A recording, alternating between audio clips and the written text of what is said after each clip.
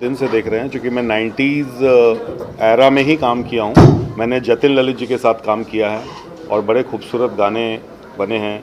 और समीर जी ने लिखा था उस वक्त भी और लिखते हैं। और अलका जी को मैं तब से जानता हूँ, जतिन ललित जी के ज़माने से।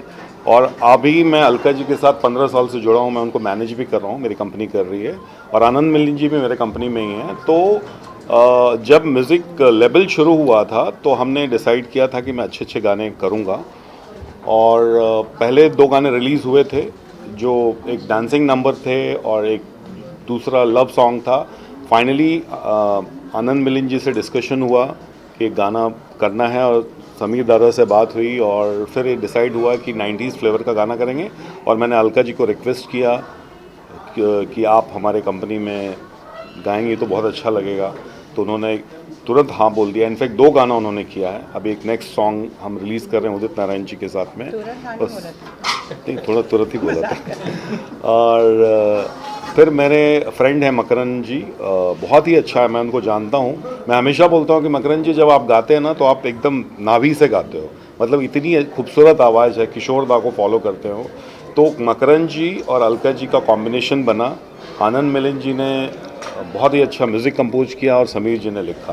तो जाके ये गाना तैयार हुआ और गाना बहुत अप्रिशिएट कर रहे हैं लोग। बहुत अच्छा चल रहा है, मोर देन 1 मिलियन क्रॉस कर गया है। होपफुली और अच्छा होगा। Thank you. Alka ji, it's so mesmerizing to hear you sing all the time. How nostalgic was it for you to be taken back, transported back to the 90s by singing this melody? Yeah, it was very nostalgic because सबसे बड़ी खुशी मुझे ये थी कि I am working with the same team. Anand Milan, Sameer ji, and of course Makan ji was a new entry in the team. But तो वो जो हम लोग रिकॉर्डिंग करते थे पहले, जो माहौल था, वही माहौल बहुत सालों बाद यहाँ मुझे महसूस हुआ। और हम लोग का कंफर्ट लेवल इतना है सालों से, और मतलब हम लोग हंसते खेलते पिकनिक की तरह हो जाता है काम। उसमें कुछ डिस्कम्फर्ट या कोई भी तरह की झुंझलाहट कुछ नहीं होती। तो it was very very nostalgic and I hope ये सिलसिला चलता रहे। समीर जी, जब आप इंडस्ट्री में आए थे, ऐसा एक सपना देखा था कि एक दिन आपका नाम Guinness book of world records में आ जाएगा?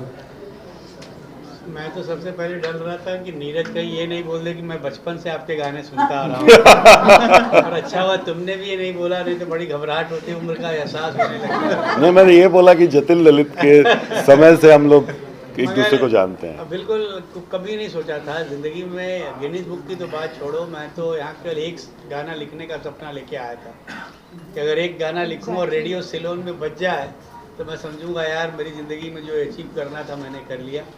और जो कुछ किया मैंने नहीं किया, कोई और ताकत थी जिसने करवा लिया। और हम सारे लोग जो हम क्रिएटर्स होते हैं, हमारी सारी बात जो है वो सब उस पर डिपेंड करती है। इसीलिए लोग बोलते हैं कि वी आर गॉड गिफ्टेड।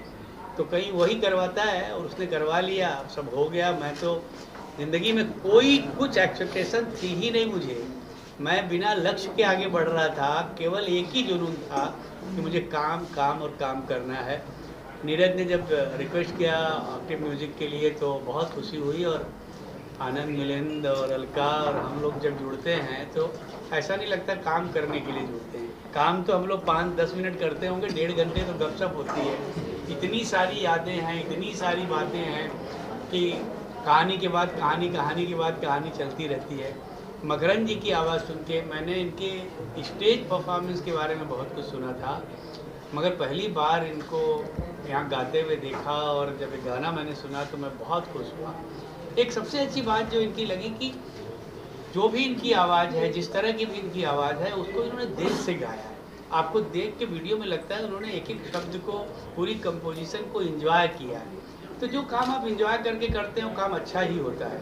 तो मेरी बड़ी बधाई है और मैं सबको दुआ करता हूँ कि आप लोग इसको पसंद करें और इस पूरी टीम को आगे लेके जाएं। आनंद जी, 60 से 90 के दशक का एक मेलोडी था, गाने अभी भी याद करते हैं। वो आज के गानों में मेलोडी क्यों मिसिंग है, क्या वजह है आपके हिसाब से? पता नहीं, मेरे ख्याल से बहुत सारे कारण होंगे। एक तो बहुत से लोग कहते हैं कि टू मच ऑफ इंटरफेरेंस, क्योंकि 60s का आपने जिक्र किया तो तभी मेरे पिताजी चित्रगुप्त जी, he was very active.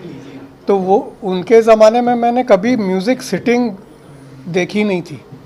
Director आके फिल्म डिस्कस कर लेता था और सिचुएशन मोटा मोटी, उसके बाद सीधे रिकॉर्डिंग में सुनते थे वो लोग। There was no music sitting कि मैं वो गाना पास करूँगा और फिर वो गाना रिकॉर्ड होगा। तो एक बहुत मेजर चेंज वो हो गया। और दूसरा, because of computers and digitalization, बहुत से लोग हैं वो जिसको कहते हैं मंच के नहीं आते हैं, मतलब आपको you have to be fully prepared. तो you should have a very good background of music and then you should enter. तो कंप्यूटर तो क्या है कि कोई भी ऑपरेट कर लेता है। तो मैं हमेशा कहता हूँ कि आज ये हो गया कि कंप्यूटर आपको ऑपरेट कर रहा है, होना उल्टा चाहिए। तो this can be one of the reasons. Makarand ji, wonderful singing. Kishore da का कितना छाप है आपके हिसाब से इस गाने में? बस ये गाना जब मैंने गाया तो मैंने पूरा ओन वॉइस बोलते हैं ना, आपको वो नज़र आएगी, लेकिन मैं जब स्टेज में गाता हूँ तब किशोर दा की वॉइस में गाता हूँ, गाने की कोशिश करता हूँ, क्योंकि किशोर दा का गाना गाने के लिए मुझे 10 जन्म देने पड़ेंगे, लेकिन मेरी कोशिश रहती है हमेशा कि किशोर दा के स्टाइल में योडलिंग करूँ या करूँ। लेकिन ये गाना जो जब दिया और इतनी अच्छी टीम मिली, एक मेरा जो सपना था तो स्टेज पे गाता था, और समीर जी, आनंद मिलिंद जी और अलका जी, कभी मैंने सपने में भी सोचा नहीं था कि अलका जी के साथ मेरा डुएट होगा। सपने जो देखे थे देखे थे आज सच हो गए, सच हो गए, सच हो गए, सच हो गए। तो वो सच हो गया। और जैसे समीर जी ने बताया कि ये कोई पावर रहती है, ये सब टीम जमा के काम होता है और एक अच्छा काम होता है। बस मुझे खुशी है। और नीरज जी से पहले बात हुई थी, तभी नीरज जी ने बताया था कि आप अच्छा गाते हो, मैं कभी मौका आएगा तो आपको ज़रूर गवाऊंगा, और उन्होंने अप्रोप्रिएट मुझे सिलेक्ट किया और ये मौका मिल गया। Thank you very much.